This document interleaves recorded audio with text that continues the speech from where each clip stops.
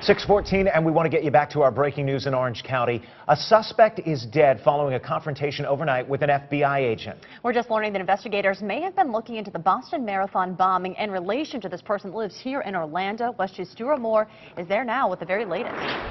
We are joined now by the suspect's friends in this case, Hussein. Hopefully I'm pronouncing that right. Tell me more about your friend and his relation to the Boston Marathon suspects.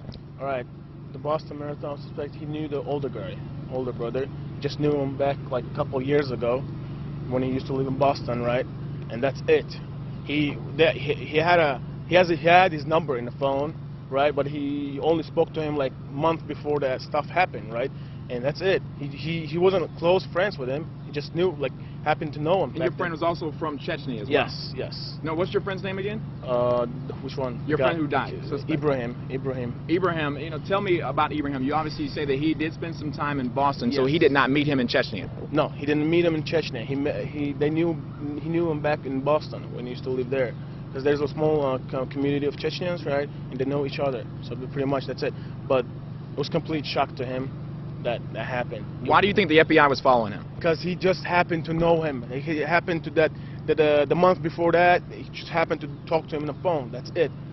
But what he was talking about, it was just, how you doing, how's your family? That's so all. did he give him a call? Because I know you said that he didn't have his phone I have number. no idea. They just I think it was a Skype or something like that. Just they saw each other online, and just called each other. You know what I mean? That's all. But And you said that you've also been interviewed by the FBI. yeah, I've been actually interviewed last night when that happened. I was talking to one of the agents, and just like he was talking to the three of them inside, and I was outside. You know, and they want to keep us separate. And I was talking, and for 3 hours. What types of questions were they asking you guys? Different kind of questions like, what do you think about bombings? What do you think? What is your? Do you knew these guys? Blah blah blah. What is my views on certain stuff? You know what I mean? A lot of stuff. You know, I mean, different questions. And Now, earlier I just showed your friend the picture, his mugshot, and I'm not sure if we have it back at the station, of this guy. Yeah. And he actually confirmed that that is him. Yes. You know that he was arrested recently. No. What was that about? it was he had a fight. He had a fight in the parking lot. The two guys jumped on him, right, over the parking lot, and so pretty much he just defended himself, 2 against 2. You know what I mean? And the only mistake he did, kicked their ass and left. So Ever heard of any type of radicalism with him? I mean, No, you obviously no, hear a no. lot about the fact that these Boston bombing he was suspects are doing not that. radical at all. He wasn't radical. He just was. He was Muslim. You know what I mean? I'm a Muslim. The Chechens are Muslim. You know what I mean? He was just a Muslim. That was his mistake, I guess. That's all. But You know, now that you find out that he is dead, did he have any weapons, anything that could have spurred this? No. I know for a fact. I used to be there. I used to live there for some time. You know what I mean? I used to stay in this place, right? I know him. I know everything about this place, everything about this guy. He never had a gun. If he had something, I would know it. I knew what he's going through his mind. I knew every little thing. And I know he didn't do nothing. But now you two told me that you also suspected that this may happen. Well, he felt, he had a bad feeling. Yeah, we just watched all day together today. He felt like there's going to be set up. He felt like there's going to be bad setup against him, you know what I mean? Because he told me like they're making up such a crazy stuff. I don't know why they're doing it. Why they doing it? Okay, I'm answering the questions, but they're still making up some like connections, some crazy stuff. I don't know why they're doing it. I said, they stopped following him for like less than a week, right? And a few days ago, they start following us again. We following you everywhere you went. Yeah. Okay, pretty much what happened is he was in my place. He looked outside and said, "Oh shit, they're here." I'm like, really? Again? Like, yeah, they're here. And then we decided to go to a gas station, right? Just to go out, and I saw the car at the Aldi.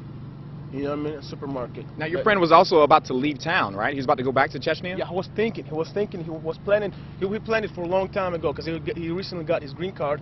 He want to go home and come back. He want to go home for a month to see his parents. But he canceled that flight. What was he doing here in Orlando? He used to be a fighter, the MMA fighter. You know what I mean? And He's now he wasn't now, working right now. He was just, you know, he was living off the insurance because he had a surgery, after the what is it? The fighting, Accident. Okay, The accident. you know, obviously, you know, you've got your friend who was out of work, living in this country, being investigated by the FBI. Obviously, you're stunned by these allegations that he was in any way, shape, or form involved with the terrorists. But he did know him, and you say that he just did know talked him. last month, right before this incident happened. Yes, he spoke to him like for a few minutes. He told me like for 5 minutes. He spoke to him like that's it. You know what I mean? Like it wasn't a long conversation. They were talking about like I don't know, how you doing, how's your life, everything. They even him back when he still live in Boston, right? They had a couple fights. You know what I mean? Like it's not like they were best friends. You know what I mean? He just knew him. He didn't have anything against him.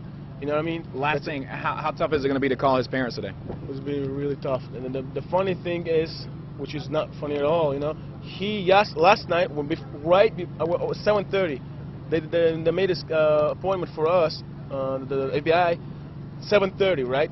I was with him right there, sitting, right, waiting for him, and he told me, Hussein, can you just take my mother's and father's number? Just in case. Just in case. And his title for the car. Yeah, no, it was before. He just told me, take the numbers, right?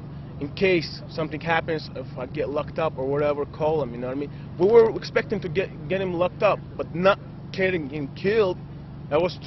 I can't believe it. Well, Hussein, we appreciate your time and giving us the story about your friend. Now, again, the FBI overnight interviewing this individual.